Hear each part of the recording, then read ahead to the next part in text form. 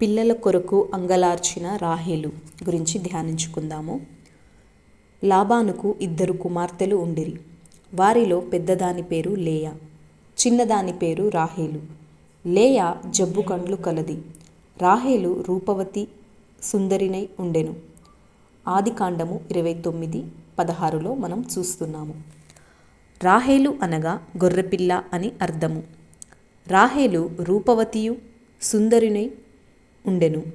ఆమె బాహ్య సౌందర్యమునకు ఆకర్షింపబడిన యాకోబు ఆమె కొరకు తన మామ అయిన లాబాను ఇంట 7 సంవత్సరములు కొలువు చేసెను.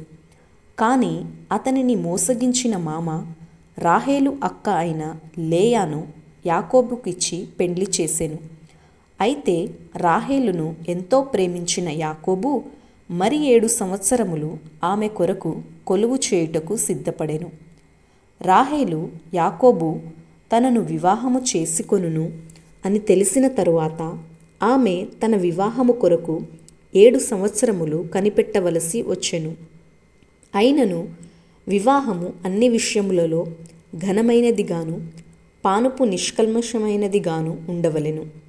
హెబ్రీ 13:4 వేశ్యలకు వ్యభిచారులకు దేవుడు తీర్పు తీర్చును అన్న దేవుని వాక్యపు హెచ్చరిక ప్రకారము ఒకే ఇంటిలో 7 సంవత్సరములు వారు కలిసిమెలిసి జీవించుచునను ఆమె తన కన్యత్వమును కాపాడుకున్నది.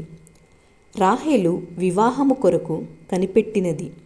అయితే వివాహమైన తరువాత తాను అన్ని విధాల అణకువ కలిగి భర్తను ప్రేమించినట్లు గాని తన భర్త దేవుని యందు నమ్మిక ఉంచినట్లు గాని కనిపించుటలేదు.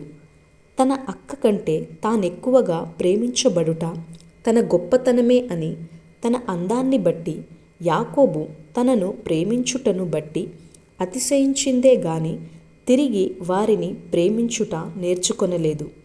రాహేలు ప్రేమించబడుట, లేయా ద్వేషించబడుట యెహోవా చూచి లేయా గర్భమును తెరిచెను.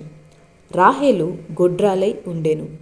రాహేలు యాకోబు ప్రేమను పొందెను, కాని లేయా దేవుని ప్రేమను పొందెను.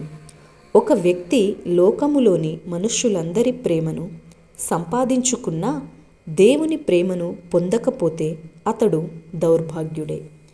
రాహేలు తన అందముతో భర్తను ఆకర్షించిందే కాని తన భర్త ద్వారా సంతానమును పొందు భాగ్యమును పొందలేకపోయెను. లేయా ఒకరి తర్వాత ఒకరికి జన్మనిస్తూ 4 కుమారులకు తల్లి అయ్యెను. తనకు కుమారుడు జన్మించిన ప్రతిసారి దేవుని స్తుతించి ఆనందించెను.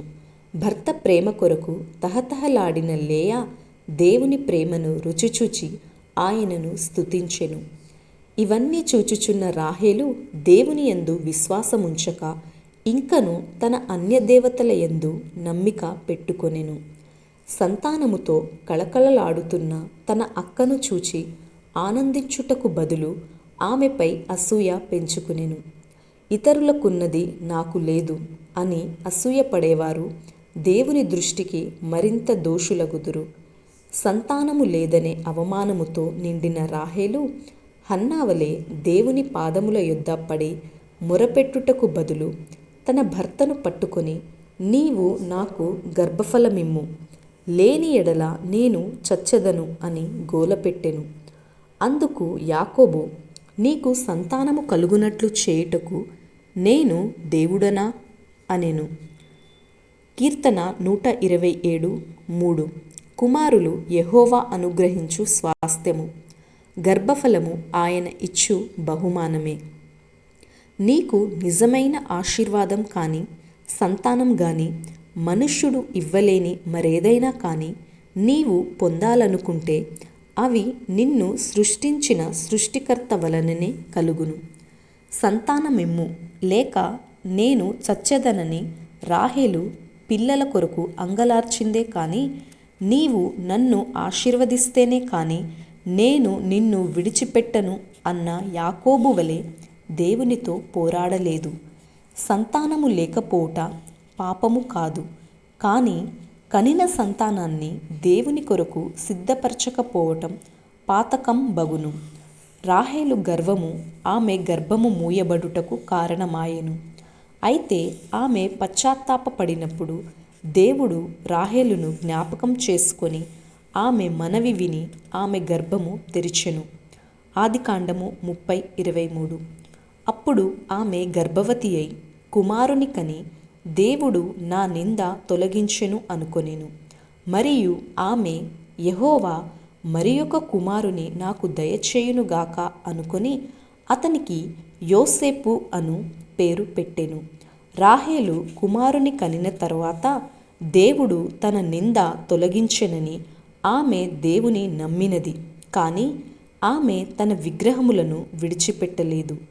ఈనాడు అనేకులు స్వస్థత కొరకు, గర్భఫలము కొరకు, దీవెన కొరకు యేసు ప్రభువును నమ్ముచున్నారు.